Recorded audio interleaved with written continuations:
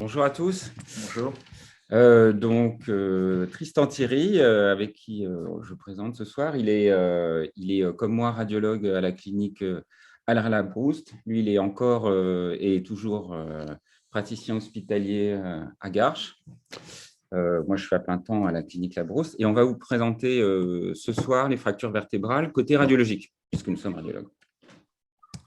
Donc, l'épidémie, on est un peu obligé d'en parler à chaque fois, hein, mais c'est des choses que tout le monde sait bien, c'est plutôt les FAV.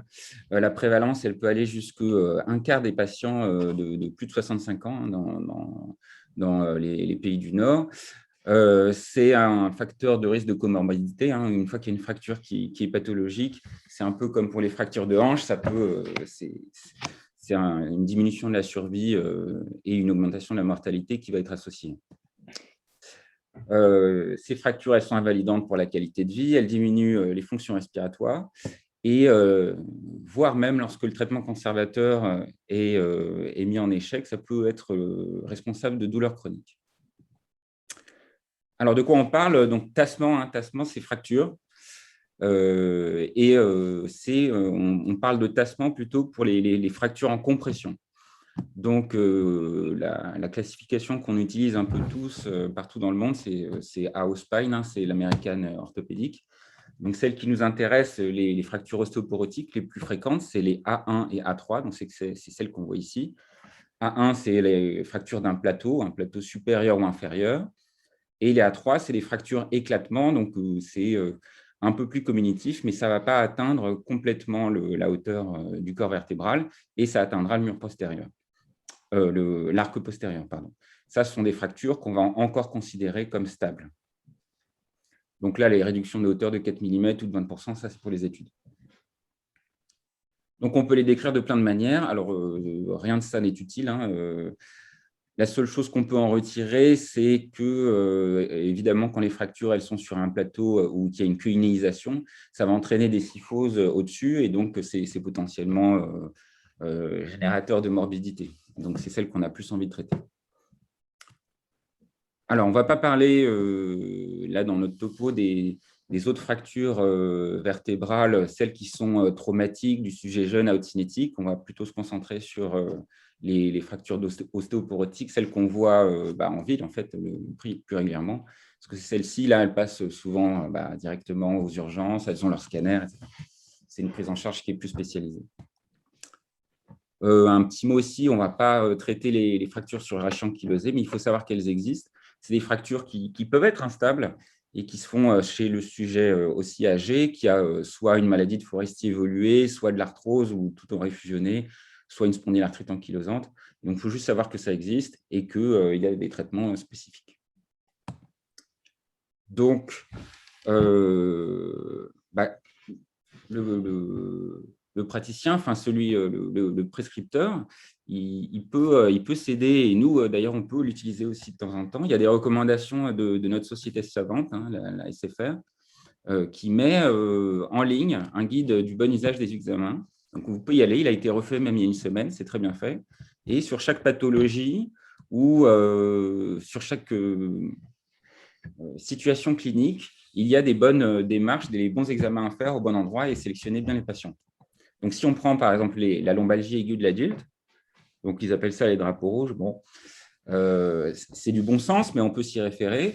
Donc, quand est-ce qu'on va nous appeler, nous, pour des lombalgies aiguës? Alors, moins de 20 ans, plus de 55 ans. Donc, désolé pour les auditeurs qui ont plus de 55 ans, mais ils vont être considérés comme sujets âgés. La douleur dorsale, c'est important, ça, c'est jamais normal. Et ensuite, c'est des choses qui sont évidentes. C'est une douleur qui est inflammatoire, s'il y a des signes neurologiques, s'il y a suspicion de cancer ou suspicion d'infection. Voilà, bon sens. La lombalgie du sujet âgé, alors figurez-vous que la radiographie est encore indiquée. Et on va vous dérouler un peu les cas qu'on va présenter en partant. On va essayer de partir un peu sur des radiographies, enfin le plus possible, tout en sachant que ces radios, bon, elles sont très limitées et que dans la plupart des cas, elles vont juste servir à nous dire, bon, juste à exclure la fracture qui sera vraiment claire, récente, bien tolérée et qui aura vraiment besoin d'aucun traitement. Mais dans tous ces cas différents, tout ce qui va différer de ce cas un peu particulier, finalement, on va très vite passer une imagerie en coupe. Et ça, c'est l'IRM. C'est l'IRM, ce n'est pas le scan. Donc, on voit une fracture vertébrale récente bien tolérée. Bon, on peut s'arrêter là. Et dans tous les autres cas, on fait une IRM. Donc là, un cas clinique, Tristan, tu vas nous la décrire. On a un exemple là, ici de fracture vertébrale. On a pris ici un patient assez jeune. Vous voyez, la minéralisation osseuse est quand même pas mal. On ne va pas mentir, ce n'est pas un patient très, très porotique. C'est une fracture tassement. Donc, on voit ici la perte de parallélisme des plateaux vertébraux. Ici, une fracture tassement du plateau vertébral supérieur de L4 et la même chose en L5, un petit peu moins bien visible, mais toujours présente. Et ce qu'on voit, c'est une fracture récente. Ici, on arrive à dater. On voit le trait de fracture, on voit l'absence de consolidation. Sur le cliché de face, c'est moins évident. Selon l'orientation du faisceau de rayon X, on va plus ou moins bien voir la perte de parallélisme. Ici, le cliché est enfilé sur les plateaux supérieurs, c'est pour ça qu'on ne voit pas bien la fracture. Le cliché de face, il est intéressant pour vérifier l'intégrité des structures du corps vertébral, qu'on voit aussi sur le profil. Sur la face, on voit notamment les pédicules. On doit s'assurer de l'intégrité des pédicules. Ici, c'est les ronds ici avec cette ligne blanche qui doit être bien continue. Ici, les épineuses, ici, les lames qu'on voit ici. Bon, il faut détailler toute l'anatomie de la vertèbre et s'assurer qu'il n'y ait pas un manque, quelque chose qui puisse orienter vers un tassement malin et qui pourrait orienter et nécessiter un complément d'exploration par IRM, même s'il s'agit d'un tassement récent et bien toléré. Donc ça, c'était une fracture typique bénigne et récente. Voilà. Donc, si ce tassement est bien toléré, on peut s'arrêter là. Dans tous les autres cas, ou en cas de présence d'un drapeau rouge, donc l'âge, une comorbidité, un antécédent de néoplasie, une altération de l'état général, une fièvre inexpliquée, tout ça doit nécessiter une exploration par IRM en suivant les radiographies. Donc, on va quand même parler du scanner pour s'en débarrasser assez vite. Le scanner, bon, on va le réserver à ceux qui ne peuvent pas avoir d'IRM. Hein, donc, maintenant, c'est les stimulateurs cardiaques, la claustrophobie. Ça va plutôt être finalement en seconde intention et à la demande du radiologue pour préciser un trait de fracture. Ça nous donne des informations, hein, mais ce n'est pas assez sensible. Si on a quelque chose de malin, ça va être très utile pour voir les corticales, etc. Mais là, on va rentrer déjà presque dans la thérapeutique. Là, je vous donne un exemple. Oui, ça. Ici, c'est un scanner. Donc, à droite, on a le rachis sentier en vue sagittale sur une reconstruction scanner en partie osseuse. Donc, c'est la même sémiologie qu'en radio où on voit la perte de hauteur des corps vertébraux, l'absence de parallélisme là, des plateaux vertébraux. Donc, ici, c'est évident, on a deux fractures vertébrales. Ici, avec un aspect de fente, c'est-à-dire qu'on voit qu'il y a une densité un petit peu liquidienne qui vient s'insérer entre deux densités un petit peu plus dures, un peu plus blanches. Il s'agit de facteurs de non-union vertébraux. On verra plus tard que ce sont des facteurs de mauvais pronostic. Et ici, là, on peut se demander s'il n'y a pas une petite discontinuité de la corticale. La densité paraît moins dense, moins homogène ici sous le plateau, mais ce n'est pas évident. Donc, dans ce cas-là, c'était un tassement qui avait été mal toléré, qui avait été exploré initialement pour des raisons de disponibilité par un scanner et qui a eu une IRM secondairement. Donc, on va voir ce même patient sur l'IRM. Donc, on retrouve les tassements ici. On a une séquence T1, ça nous sert à analyser la moelle osseuse. La moelle osseuse, c'est un signal graisseux, donc ça aura plutôt un signal assez fort en T1, ici sur les vertèbres normales. Le signal reste en hypersignal T1 relatif, il est un petit peu diminué, mais doit rester en hyper T1 sur des tassements porotiques. Sinon, il faut suspecter un remplacement de la médulaire osseuse par quelque chose. Donc, ici, on voit qu'il reste d'hyper T1, ici, un petit angiome vertébral. Les deux fractures là, sont bien visibles. Ici, sur l'image centrale, c'est une séquence en T2 avec saturation du signal de la graisse. Donc, on va voir l'œdème. On va voir il y a une augmentation du rapport en eau dans la moelle osseuse dans les suites d'une fracture. C'est lié à l'œdème. Donc, on voit que ce sont des tassements qui sont récents, qui ne sont pas consolidés. Donc, s'ils sont mal tolérés, c'est une indication à aller traiter par une cimentoplastie ou une kyphoplastie, ces traitements, ou traitement médical sinon. Et on voit que la petite interruption corticale qu'on devinait ici sur le scan, là, qui est reproduit ici, en fait, c'est aussi une fracture. Donc, le scan est moins sensible. On voit qu'ici, en IRM, on a de l'œdème ici qui est sous-chondral. C'est moins atteint que sur l'autre. Par contre, ça peut s'effondrer aussi de la même façon. Donc, c'est intéressant de faire l'IRM dans ce cas-là, parce que si on va traiter deux fractures, il ne faut pas oublier de traiter celle au milieu aussi, qui est aussi cassée. Ouais, c'est comme un bilan d'extension. Alors, l'IRM, donc examen de référence. Il faut essayer, mais ça, les manipulateurs, nos manipulateurs radio savent bien que quand c'est une suspicion de fracture, on essaye d'avoir le plus haut possible, hein. On ne peut pas forcément faire des IRM rachis entiers, mais au moins aller jusqu'au D7. Il faut au moins une séquence, ce qu'on appelle susceptible à l'inflammation, c'est celle où on voit l'édème osseux. Donc, elle s'appelle STIR, elle s'appelle DP-FATSAT, densité de protons avec saturation de la graisse, T2 avec saturation de la graisse. Maintenant, on a les séquences Dixon et idéales qu'on vous expliquera rapidement à la fin. Qu'est-ce qu'elle nous apporte, l'IRM? Eh ben, quasiment, enfin, dans la plupart des cas, on sait si c'est un tassement bénin ou malin. Ça va nous donner le pronostic, la possibilité de consolidation spontanée ou non. Ça va nous donner son ancienneté, si elle est déjà consolidée, et évidemment, voir d'autres fractures, c'est ce qu'on vous avait montré. Et désormais, quelques cas qu'on va vous détailler. Alors ici, il s'agissait d'une exploration de rachologie dorsale chez une patiente âgée là, de 90 ans. Ici, on a une exploration sur un cliché de profil de l'ensemble du rachis. On a une assez bonne visualisation des vertèbres. Donc ici, on a une hypercyphose dorsale, on voit qu'une courbure qui est largement majorée. Et si on regarde la forme des vertèbres, on a des cunéiformisations, là, des pertes de hauteur en série là, au sommet de la cyphose. Donc ici, on a tout un paquet de fractures qu'on ne peut pas dater en radio, on ne peut absolument pas dire laquelle est récente et laquelle est consolidée. Quand on descend, on a aussi une fracture ici en L1, si on compte L1, avec une perte de hauteur assez importante. Donc on a une exploration qui est pas mal pour le diagnostic positif. On voit généralement assez bien. Par contre, on ne peut pas dater. Et si on envisage une thérapeutique, il faut aller plus loin, il faut faire une IRM. C'est ce qui a été fait ici. Donc voilà, l'IRM de cette même patiente. Donc ici, à gauche, c'est une séquence, c'est un T2, un équivalent de T2 avec saturation du signal de la graisse. C'est un water, c'est une partie de la séquence Dixon qui est équivalente au T2 FATSAT. On va voir l'inflammation. On va voir dans toutes les fractures dorsales qui sont ici, finalement, il n'y en a qu'une qui est en hypersignal inflammatoire, donc il n'y en a qu'une seule qui n'est pas consolidée. Toutes les autres sont en isosignal par rapport aux autres fractures par rapport aux autres vertèbres non fracturées, et donc ce sont des fractures anciennes qui sont consolidées. À droite, on a une séquence FAT, donc c'est une autre acquisition du Dixon. Ici, on n'a que des voxels où il y a de la graisse dedans. C'est supérieur au T1 en termes de caractérisation du tissulaire. On verra que les choses où il y a de la moelle osseuse, que de la graisse. Donc ici, on peut voir le trait de fracture ici. C'est ce petit liseré en hyposignal ici qui n'est pas rempli de graisse. Et ça nous sert à estimer s'il y a une probabilité qu'il y ait un tassement pathologique. La séquence FAT est assez intéressante pour cette caractérisation.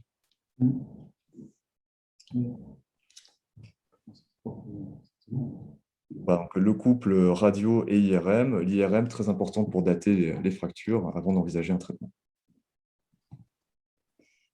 Ici, un autre dossier, c'est un patient de 70 ans à peu près, donc c'était l'exploration de lombalgie après une chute. Ici, donc, des radios. Donc, sur le profil, on voit qu'il y a un aspect un peu mal défini là, du plateau vertébral supérieur. Je crois qu'on était à peu près en L1. On a les deux parties.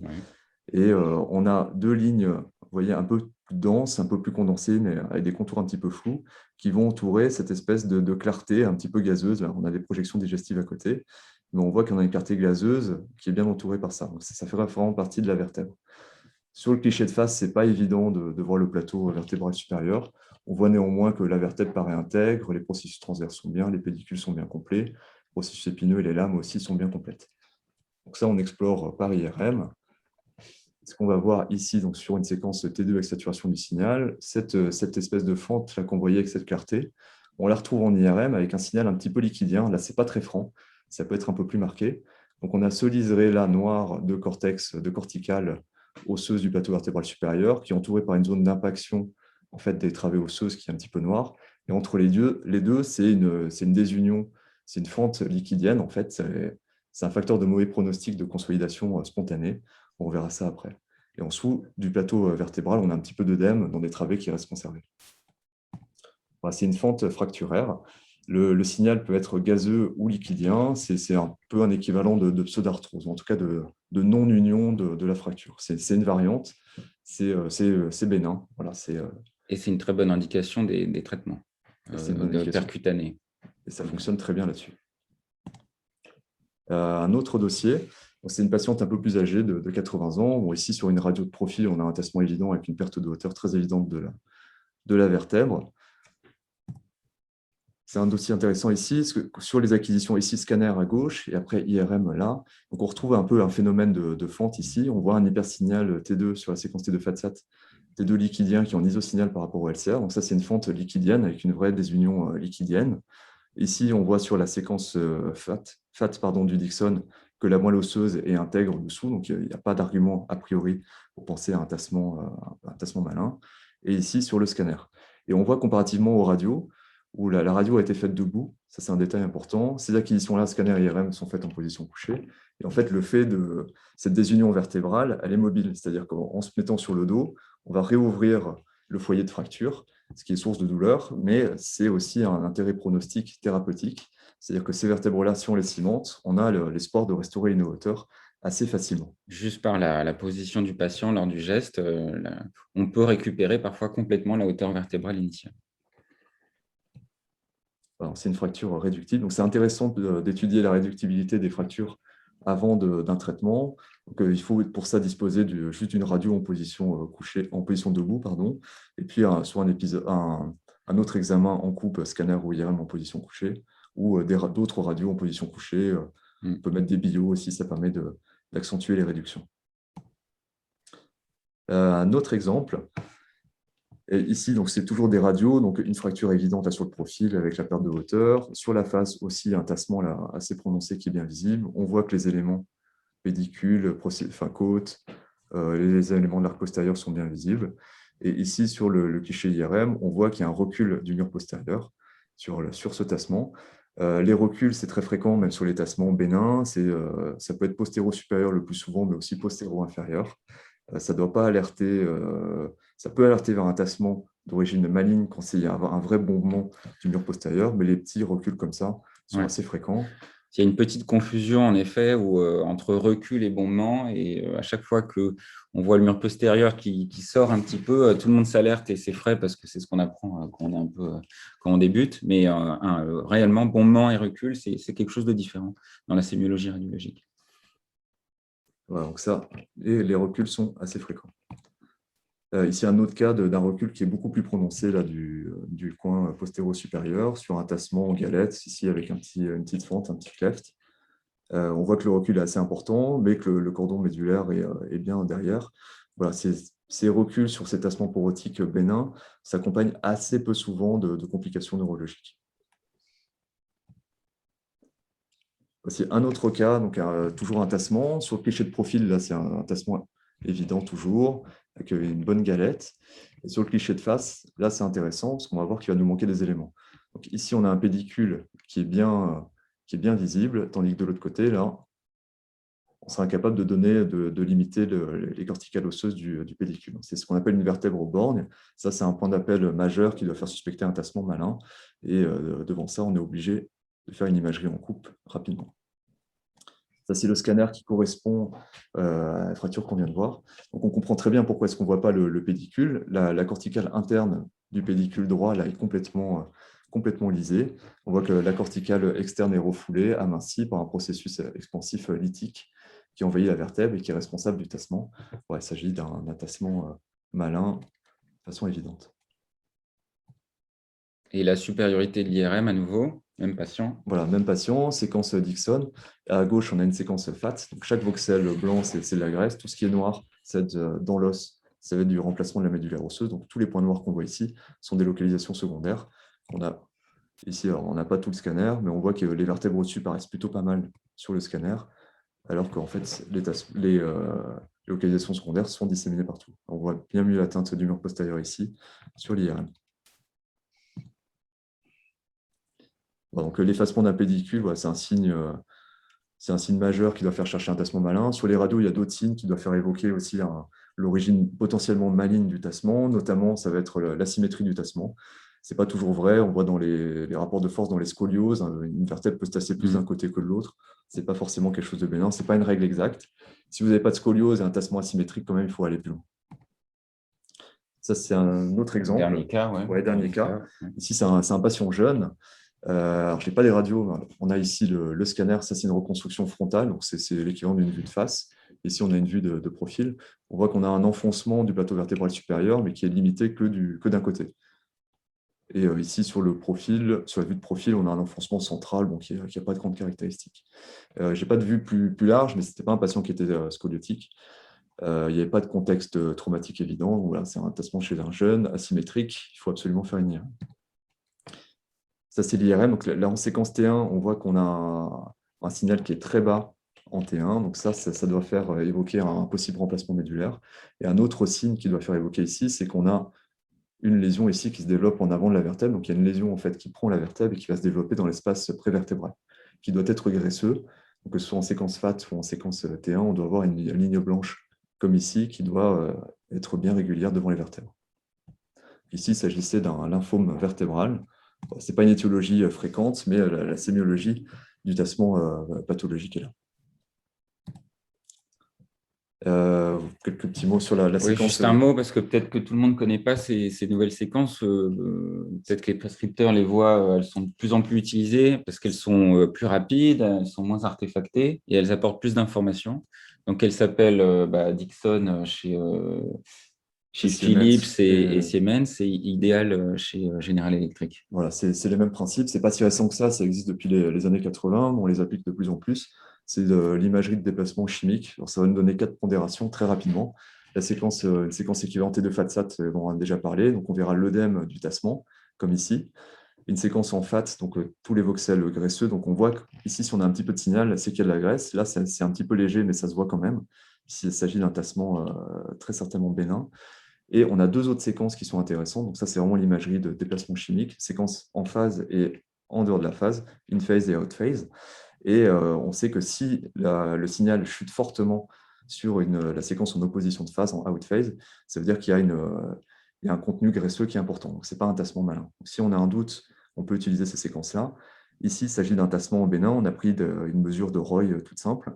Et on utilise la moyenne. On voit que la moyenne ici sur la séquence en phase est à 900 et elle va chuter à 500 sur l'opposition de phase. Donc, c'est une chute de près de presque 50%. Donc, ça signe un tassement qui est bénin. Il faut savoir que le cut-off, le seuil, il est à peu près à 20-30%. Ça dépend un petit peu des machines, ça dépend des séquences. Il n'y a pas de valeur seuil absolue. Et juste pour exemple, là, il y a un petit angiome vertébral sur la vertèbre juste au-dessus.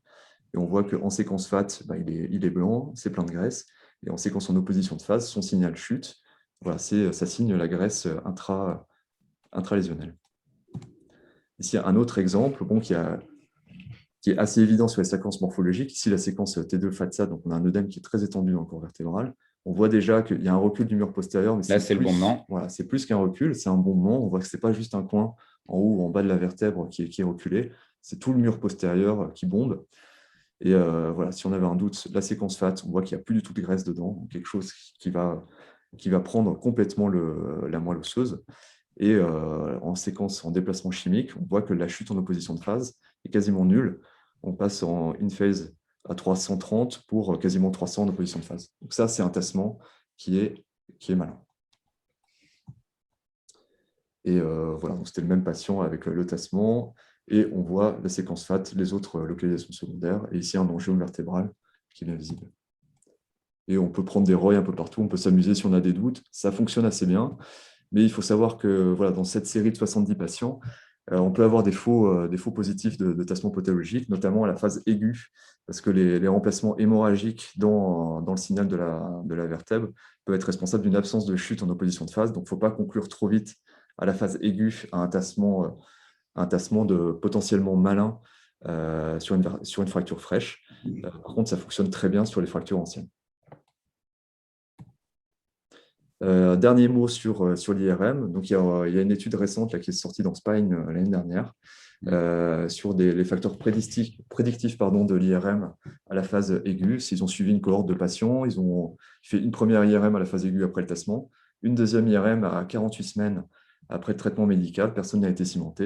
Et ils ont regardé juste ceux qui avaient consolidé, ceux qui n'avaient pas consolidé.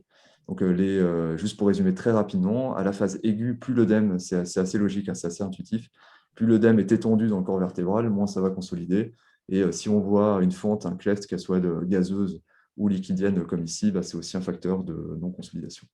Donc, voilà, c'est l'aspect prédictif.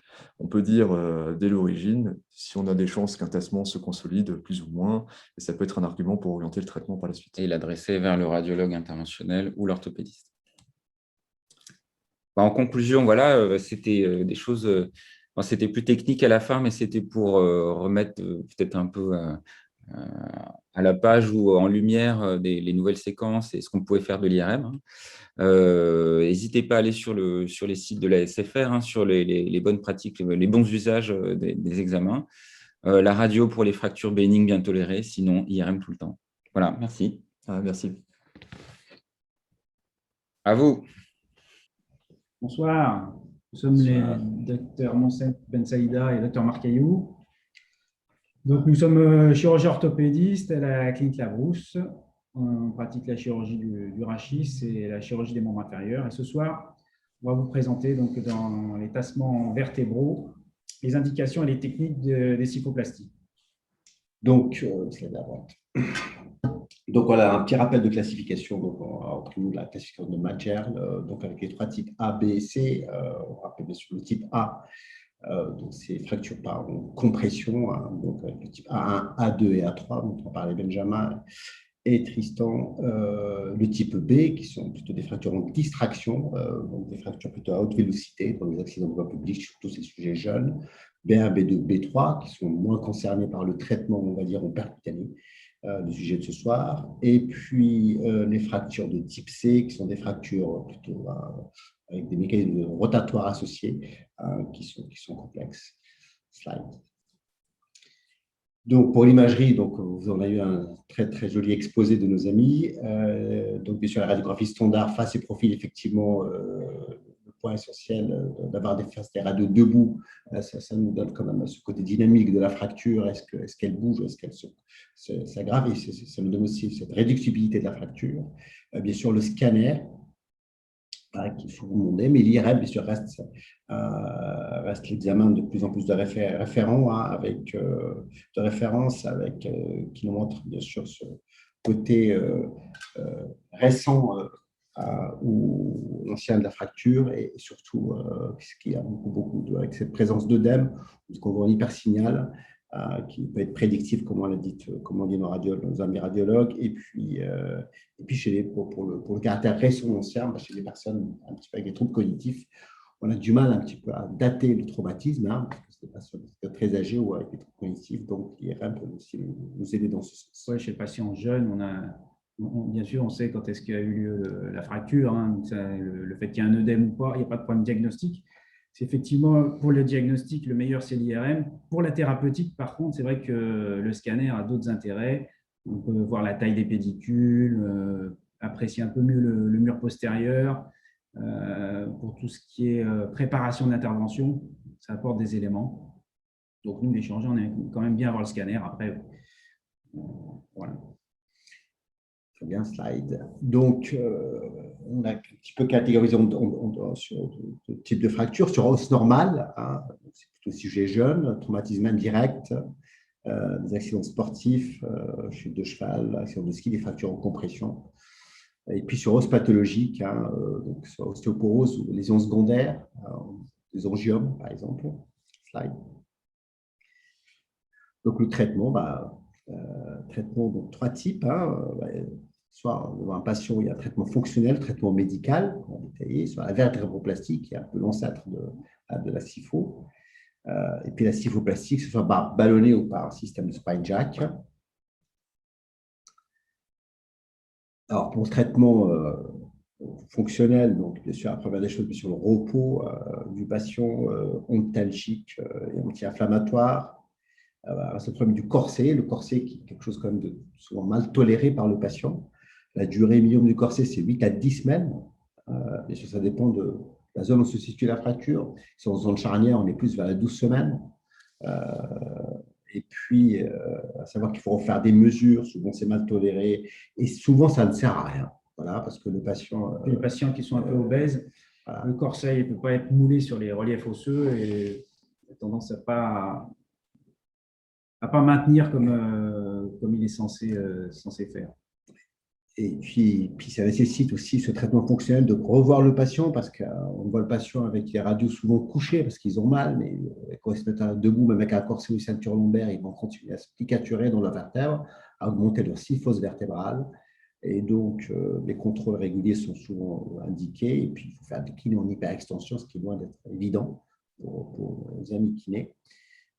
C'est des patients quand même qui restent douloureux. Donc, voilà, c'est un traitement que l'on pratique peu, ou alors chez des patients qui sont peu algiques. Donc, Voilà, les petites vertèbres sont les quand petites même vertèbres. traitées fonctionnellement. Fonctionnellement. Mais c'est vrai que la place du traitement fonctionnel est de plus en plus relative par rapport au traitement chirurgical qui est très peu invasif.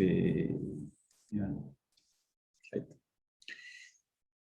Donc, alors, pour le traitement donc, chirurgical, donc, se pose la question donc, à partir de quel degré de syphose vertébrale on va poser l'indication d'un traitement percutané chirurgical, que ce soit par ballonnet ou par spine jack. Donc, 30 degrés, c'est un petit peu près ce qu'on dit, mais de plus en plus, devant des patients très douloureux, et c'est souvent le cas, sur des personnes âgées. Oui, donc initialement, le traitement chirurgical, c'était à partir de trentaine de degrés. En dessous, on a tendance à plutôt faire un traitement fonctionnel. Et puis de plus en plus, maintenant, à partir de 15 degrés, étant donné le caractère assez lourd du port du corset, ça se justifie, à mon avis, de faire un traitement avec une expansion vertébrale et une cimentoplastie de la vertèbre. Ce d'autant chez les patients qui sont douloureux. Bien sûr, pour les patients douloureux, on va pousser l'indication. Et surtout, les vertèbres proches de la zone charnière où il y a des contraintes mécaniques qui sont plus importantes que sur les autres vertèbres. L'autre facteur qui pousse aussi à remplir cette vertèbre de ciment, c'est le risque de récidive sur les… Alors, c'est un petit peu discuté, mais enfin, plus vous allez avoir une syphose sur une vertèbre, plus ultérieurement, le centre de gravité va partir vers l'avant et vous risquez d'avoir des fractures sur les vertèbres adjacentes. Bien sûr, l'os pathologique, il a moins de chances de consolider. Donc, certains patients ostéoporotiques, ils ont des vertèbres avec de véritables nécroses osseuses, n'ont jamais tendance à consolider. Les angiomes, les métastases, bon, évidemment. Même si parfois la consolidation peut être améliorée avec de la radiothérapie, sont souvent bien améliorées par les techniques percutanées. Ce qui est important, c'est surtout le délai, en fait, parce que, surtout, c'est pour l'os sain. L'os sain, il va commencer à consolider.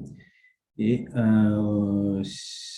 entre la première et la troisième semaine, on obtient une bonne restitution de la hauteur vertébrale.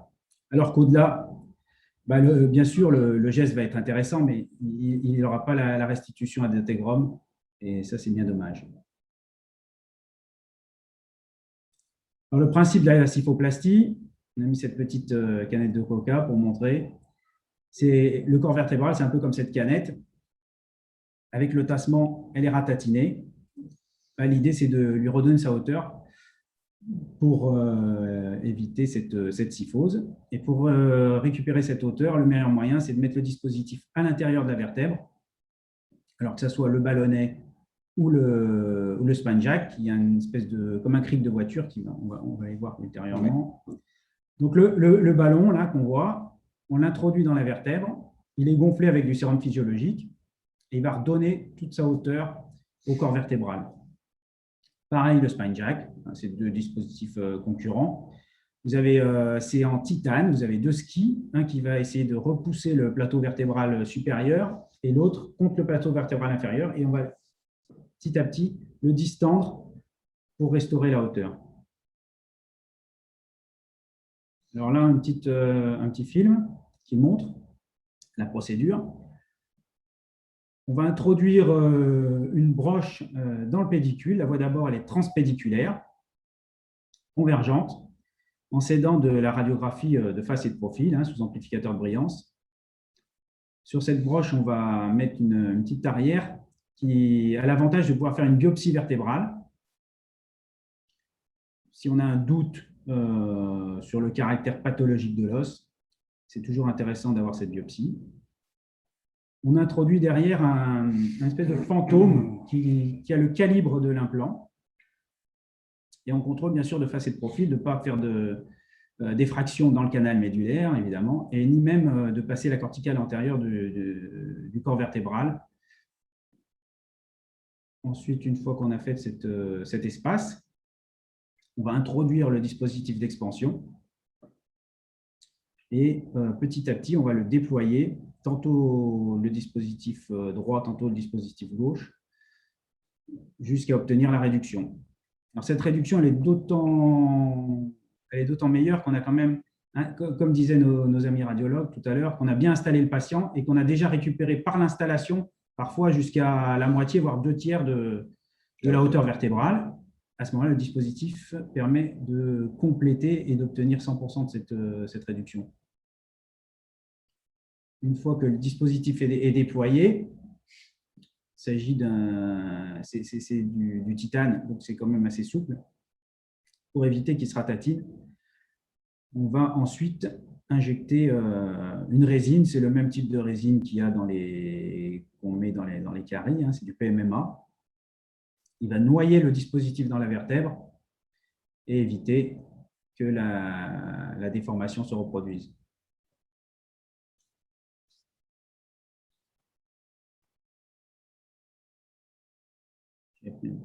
Là, on voit l'injection du ciment autour du dispositif. Même parfois, si on met un tout petit peu plus de ciment, il va faire une espèce d'arborescence tout autour. Ça, c'est intéressant dans l'os ostéoporotique. Ça va permettre de densifier tout le corps vertébral. Et ensuite, on retire le porte-implant pour laisser l'implant à l'intérieur du corps vertébral.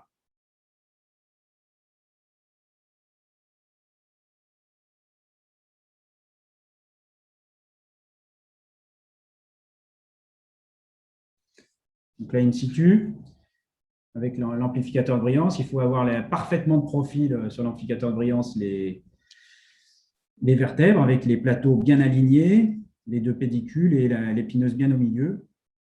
Pas faire de faute de convergence. Une fois les aiguilles introduites en transpédiculaire, donc on met la broche qui va servir de guide, puis la canule.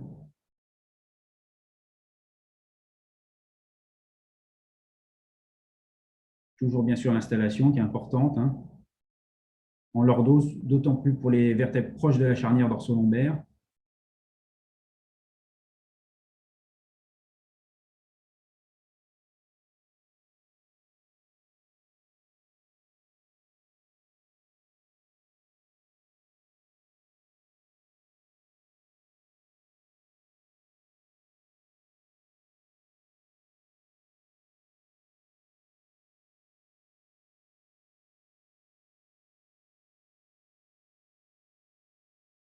On essaye souvent de mettre l'implant le plus en avant possible, puisque c'est la zone où il y aura le plus de contraintes ensuite. Surtout quand on a une atteinte du mur postérieur. Si c'est une atteinte du mur postérieur, il faut vraiment que le ciment soit… Au départ, c'était même des contre-indications, hein, des craintes de fuite de ciment dans le canal. Mais si vous mettez l'implant très antérieur avec la résine qui est déployée sur la portion tout antérieure de la vertèbre, avec des contrôles scopiques face profil réguliers, vous n'avez pas ces fuites vers l'arrière. Ça, c'est un petit fantôme qui permet de voir qu'on est au bon endroit, qu'on va enlever et remplacer par l'implant.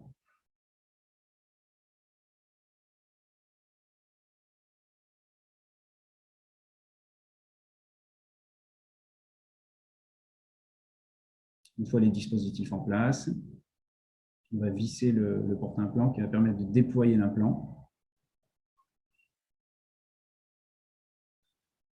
avec les deux skis en titane qui s'écartent l'un de l'autre, qui sont très puissants. Hein. Si on se met debout là, sur le cric là, et qu'on visse, ça peut soulever quelqu'un. Hein. C'est pas…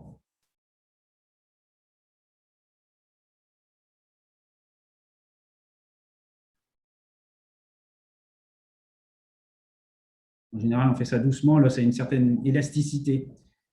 Il ne faut pas faire trop vite pour ne pas éclater la vertèbre, surtout les vertèbres fragiles. Et tour à tour. Quand on déploie, c'est là où on aime bien avoir eu un scanner, hein, pas vouloir contredire nos amis radiologues.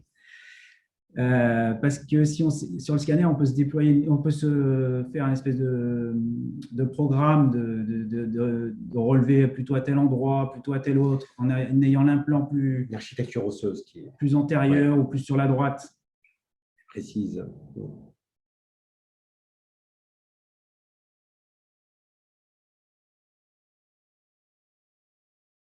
Là, les porte-implants sont sortis. Plus qu'à mettre la résine. Pareil, la résine, elle est introduite progressivement sous contrôle scopique pour éviter les fuites. Alors, les fuites sont en avant, les fuites sur le côté, ce n'est pas tellement grave. Par contre, bien sûr, les fuites dans le canal, c'est autre chose.